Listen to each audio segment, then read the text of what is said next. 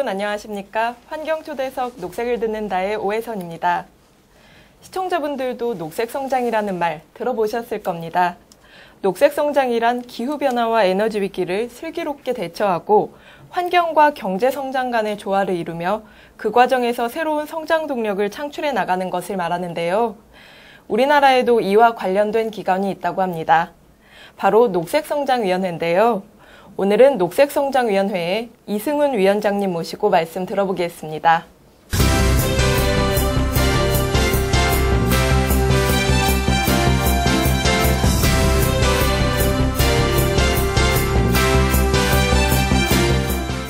네, 위원장님 안녕하세요. 네, 안녕하세요. 네, 안녕하세요.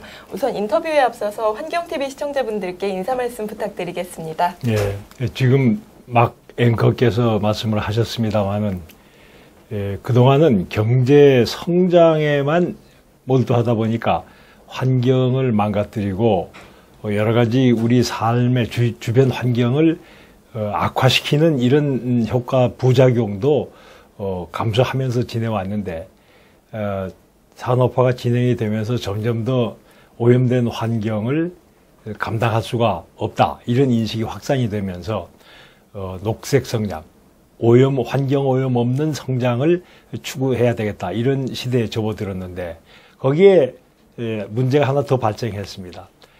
과거에는 오염물질로 분류되지 않던 탄산가스 배출이 이게 지구 온난화를 불러오는 주범이라는 사실이 밝혀지면서 재래식 공해 방지라는 목표에 하나 더하게 됐습니다. 탄산가스 배출 방지라고 하는 감축 노력, 대기 중에 이미 나와 있는 탄산가스 배출의 감축 노력까지 같이 하는 경제 성장이 필요하다는 시대가 됐습니다. 녹색 성장의 시대에 접어들었는데요. 시청자 여러분들께서도 많이 동참해 주셔서 녹색 성장의 목표에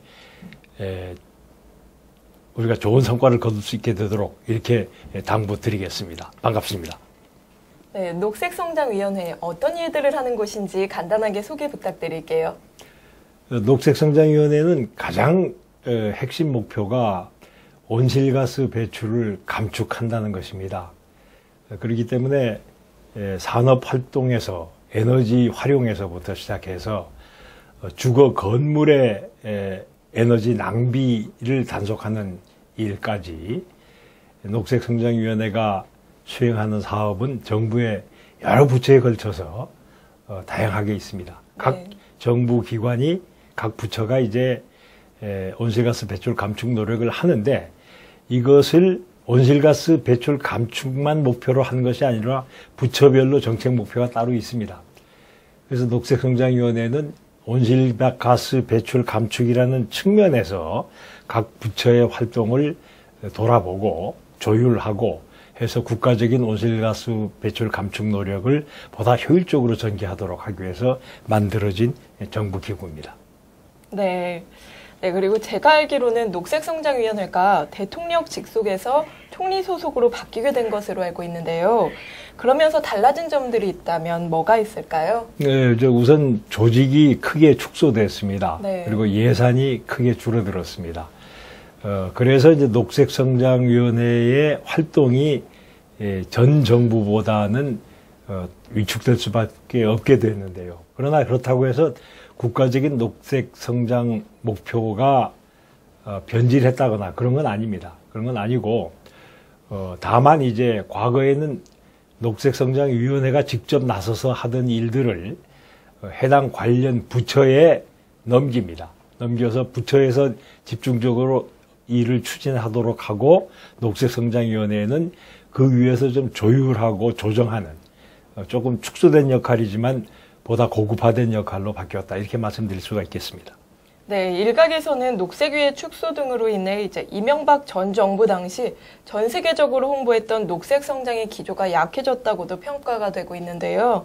위원장님의 생각은 어떠신지요? 그래서 저는 그 녹색성장위원회 자체의 규모가 줄어들고 힘이 줄어들었다는 면에서 그렇게 오해들을 하실 수가 있는데 네. 현 정부의 녹색성장에 대한 의지는 지난 정부보다 조금 더 약화된 바가 없고, 지난 정부에서 대외적으로 한 약속이라든가 수립한 계획은 그대로 지금 추진하고 있습니다. 다만 녹색 성장을 추진하는 방식이 과거에는 위원회 중심이었던 것이 지금은 이제 각 부처 중심으로 바뀌었다. 이렇게 이해를 해주시면 되겠습니다. 네, 그럼 이제 본격적으로 질문 드려보겠습니다. 우리나라는 에너지 빈국이라고도 하죠. 약 97%의 에너지를 외부에 의존하는데요. 이를 극복하는 것도 녹색 성장의 한 축을 차지했던 것으로 알고 있습니다. 이제 향후 어떻게 에너지 문제를 해결해 나가야 할까요? 말씀을 잘 하셨어요. 그저 석유라고 하는 것은 뭐 우리나라에서는 한 방울도 안 나오는 에너지인데 지금은 네. 석유 시대입니다. 그렇기 때문에 뭐 97%라고 말씀하셨는데 거의 전체 에너지 자원을 해외로부터 수입하고 있는 것이 우리의 현실이죠. 그런데 하늘에서 쏟아지는 햇빛, 바다 주변 가에서 부는 바람은 이것은 뭐 우리나라에도 얼마든지 있죠. 그렇기 때문에 이 햇빛과 바람을 잡아서 그 힘을 에너지화해서 우리가 사용한다면은 우리가 얼마든지 에너지를 수입하지 않고도 스스로 조달할 수 있다는 길이 되겠죠. 그래서 이제 우리의 에너지 정책은 석유, 석탄에 의존하던 과거의 정책에서부터 이제 태양광이나 풍력을 최대한 활용하는 방향으로 정책이 옮아가야 되겠죠. 그래서 우리의 에너지 문제 해결은 녹색 성장을 추진하면서 소위 재생에너지라고 하는 태양광, 풍력을 활용하면서 에너지 자립도도 높여가는 이런 모습으로 변해갈 것입니다. 네, 신재생 에너지 개발이 좀 시급해 보이는데요. 예. 네, 에너지 문제와 관련해 스마트 그리드나 ESS 등이 자주 언급됩니다만 아직 가시적인 모습은 없다는 평가가 많습니다. 이에 대해서 어떻게 보시는지요? 이제 ESS는 아직도 비쌉니다. 네. 그리고 기술적으로는 우리 한국 기업들이 세계 선두 그룹에서 이끌어가고 있습니다만은 아직 비싼 형편이고 돈이 많이 들죠. 그리고 스마트 그리드를 구축한다고 하는 것도 여러 가지 장비를 많이 인프라를 구축을 해야 되기 때문에 돈이 많이 들고 또 어느 나라도 전 국가적인 스마트 그리드를 해본 적이 없기 때문에 ESS 활용이나 스마트 그리드 활용이나 이것은 전인 미답의 경지를 우리가 먼저 들어가는 이런 상황입니다. 그렇기 때문에 상당히 신중하고 조심스럽게 점진적으로 착실하게 수용해 가야 되기 때문에 지금까지 말은 많았지만 뭐 된 게 없지 않느냐라고 말씀들 하실 텐데 사실은 상당히 진행이 되고 있습니다. 네. 또 환경단체뿐만 아니라 정부도 신재생 에너지 확대 부분에 대해서는 공감을 하는 것으로 알고 있는데요. 그에 비해서 신재생 에너지의 국내 보급은 좀 지지부진한 것 같습니다. 이 문제 해결을 위해서 어떤 대책이 필요하다고 보시는지요? 그 신재생 에너지 보급이라고 하는 것의 핵심이 이제 태양광 발전과 풍력 발전의 확대다 이렇게 말씀을 드릴 수가 있는데요. 네. 우리는 전기를 필요할 때 스위치를 올렸다가 필요하지 않으면 스위치를 내리고 이렇게 사용을 하고 있는데 태양광 발전은 햇빛이 비칠 동안만 발전이 가능하고 밤에는 발전이 불가능합니다. 네. 풍력 발전도 바람이 불어올 때만 발전이 가능하죠. 근데 햇빛 비치고 바람 불어오는 것이 우리가 전기가 필요한 시기하고 딱 맞춰서 불어와주고 햇빛이 쬐어주고 그런 게 아니지 않습니까? 네. 그래서 조금 그 재래식 발전기보다는 조금 불편한 발전기입니다. 그래서 이 태양광을 풍력 발전을 큰 폭으로 수용을 하려면은 햇빛이 안 비칠 때 바람이 불지 않을 때 그때 전기를 어떻게 할 것이냐 하는 그 후비라고 하죠. 백업. 네. 백업 발전이 굽이 갖추어져야 이게 우리가 확대할 수 있는데 우리는 에너지로서는 전력으로서는 섬나라나 마찬가지입니다. 중국과도 연결이 안 되고 일본과도 연결이 안 되고 있죠.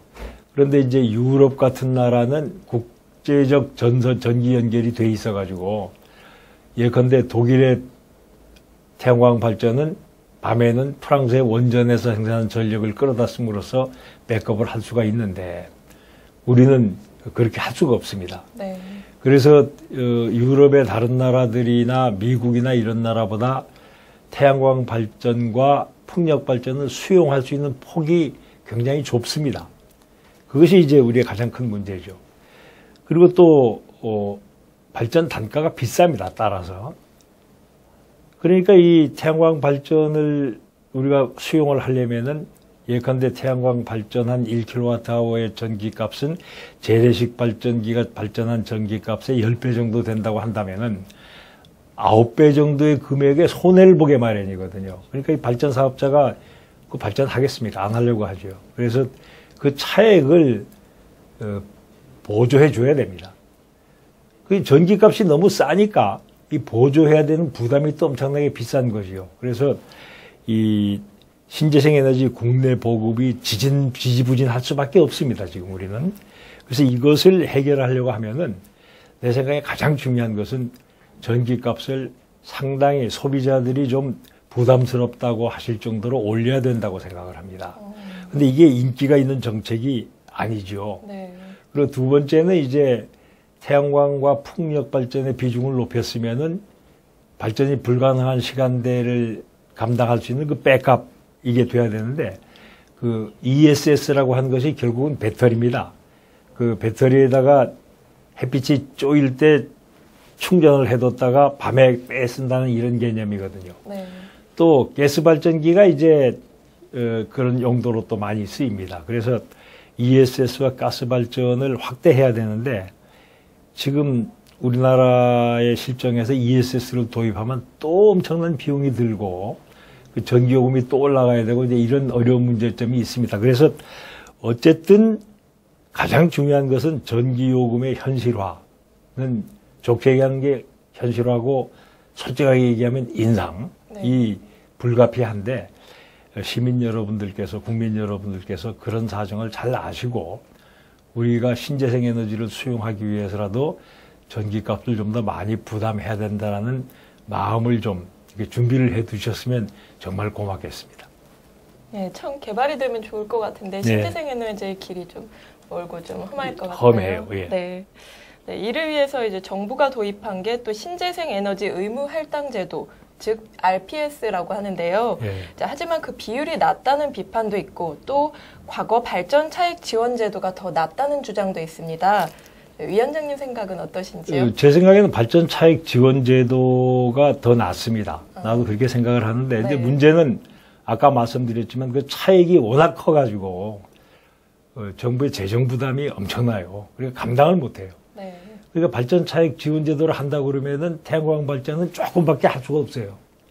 그렇기 때문에 이제 RPS라고 하는 것은 모르겠다. 내 지원 안 해줄 테니까 발전하는 발전 사업자면은 발전 사업자가 발전하는 전체 발전에 얼마는 반드시 이 태양광이나 풍력으로 해야 된다라고 이렇게 강제로 요구를 하는 거죠. 네. 그러면 발전 사업자가 그 높은 비용을 뒤집어 쓰라는 얘기예요.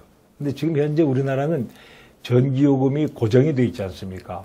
그럼 발전 사업자가 뒤집어 쓴 만큼의 비용을 발전 사업자가 전기를 판매하는 데다가 얹어야 되는데 얹질 못하니까 잘못하면 사실 발전 사업자가 이제 파산을 할 수도 있어요. 만약 그 RPS 비율이 높아지면은. 네. 그래서 이제 그 문제가 있습니다. 지금 문제가 있지만은 일단 RPS를 시작을 했기 때문에 한 얼마 동안은 가보자는 게 정부의 방침이고 네. 결국은 다시 차액 보전 제도로 돌아오는 거 아니냐 하는 아주 개인적인 예측을 네. 하고 있습니다만은 그걸 하기 위해서는 전기요금이 올라와야 됩니다. 안 그러면 정부가 부담 못해, 감당 못해요. 예. 네, 그리고 요즘 또 다른 대안으로 친환경 에너지타운이 뜨고 있는데요. 이게 세계 부처마다 이제 제각각의 방식으로 추진되는 것으로 알고 있습니다. 올해는 대상을 더 늘린다고 하는데요. 중간 평가라고 할까요? 위원장님이 보시기에는 어떠신지요? 친환경 에너지 타운이라고 하는 사업이 이제 작년에 시범 사업이 세 군데에서 선정이 돼가지고 세 군데가 선정이 돼가지고 지금 추진이 되고 있습니다. 홍천하고 광주하고 이제 진천인데요. 지금 가장 빨리 이 작업이 진척되고 있는 곳이 홍천입니다. 홍천의 경우에는 이제 여러 가지 사업이 있습니다만은 거기에 축사에서 나오는 그 분뇨를 가지고 네.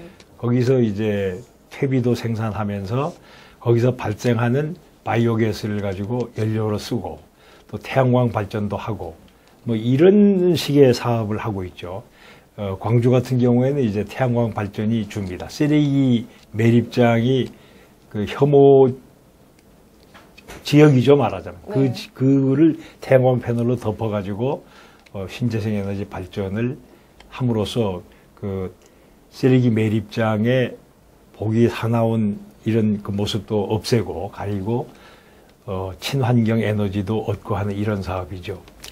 이런 사업들이 지금 상당히 잘 돼가고 있습니다, 지금 현재. 네. 근데 아직 이번 12월에 이제 홍천이 완공이 되고 나면은 본격적인 평가를 할 수 있겠지만은 제가 보기에는 지금 세 군데 사업이 다 잘 되고 있다고 이렇게 보고 있습니다. 네, 굉장히 좋은 사업 같은데요. 네.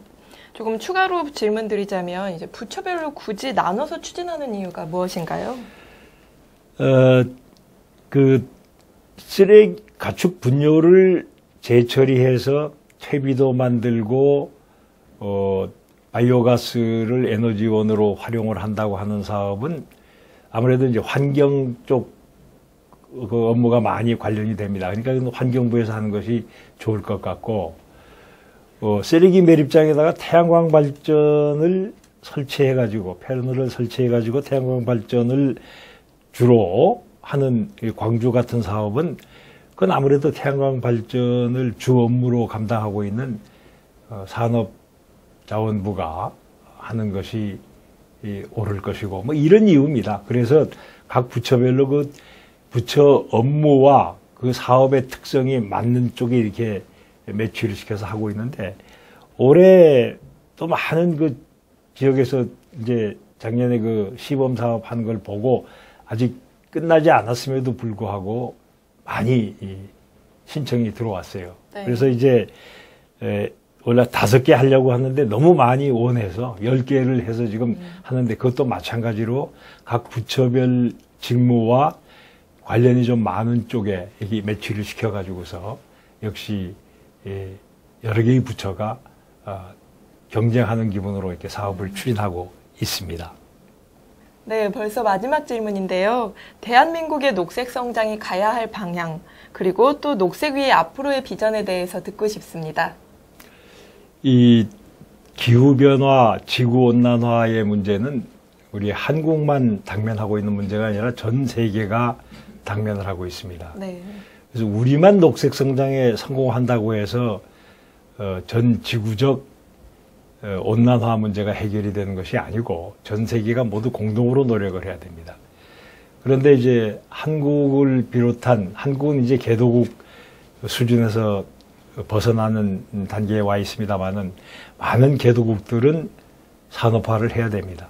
그렇기 때문에 에너지를 많이 써야 되고 온실가스 배출을 많이 해야 되는데 그걸 못하게 하면 경제 성장을 못하는 거죠.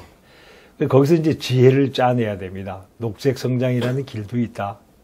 그리고 거기에 추가의 비용이 든다면은 잘하면은 이제 선진국에서 그 비용을 이렇게 지원해 줄 수 있는 이런 길도 있다.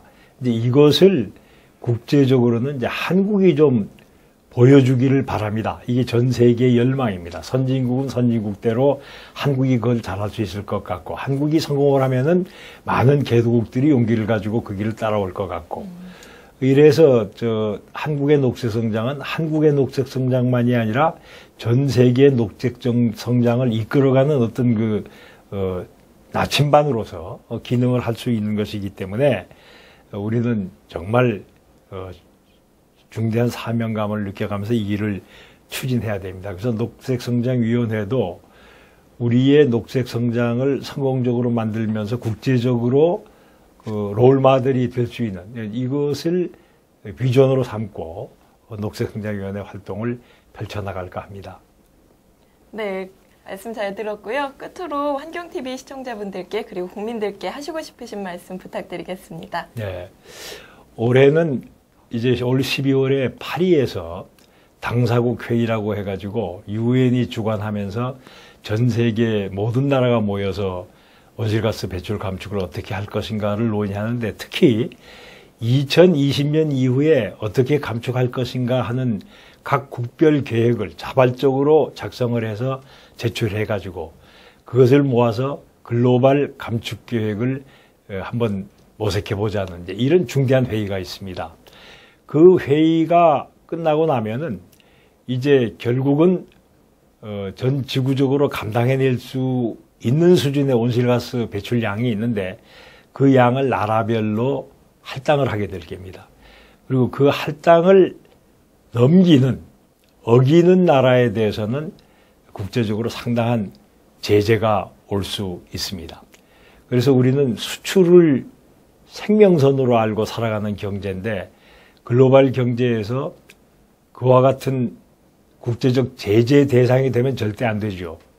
그러니까 이 온실가스 배출 감축이라고 하는 것이 자발적이라고 되어 있지만은 앞으로는 강제적으로도 될 수 있는데 수출로 먹고 사는 우리나라가 그 강제적 수단의 제재 대상이 되어서는 안 된다는 생각입니다. 그렇기 때문에 온실가스 배출 감축 노력을 미리미리 선제적으로 수행함으로써 많이 불편하시겠습니다만은 우리는 온실가스 감축 시대 포스트 2020년 이후의 기후변화 체제에서 세계의 모범국이 될 수 있도록 노력을 해야 되고 국민 여러분들께서 한층 더 마음을 다잡으시고 힘든 건 힘든 대로 받아들이시면서 지혜를 모아주시기를 간곡히 부탁드립니다. 네, 오늘 말씀 잘 들었습니다. 네, 앞으로도 계속해서 저탄소 녹색 성장을 하는데 힘써주시기를 부탁드립니다. 네, 고맙습니다. 네, 다시 한번 감사드립니다. 네, 감사합니다. 시청자분들도 이번 시간을 통해 녹색 성장의 중요성을 느끼셨을 거라 생각됩니다. 녹색 생활 실천 등 국민들의 작은 노력이 위기에 대응하는 큰 힘이 될 것이라고 생각됩니다. 환경 초대석 녹색을 듣는다. 오늘 여기서 마치겠습니다. 고맙습니다.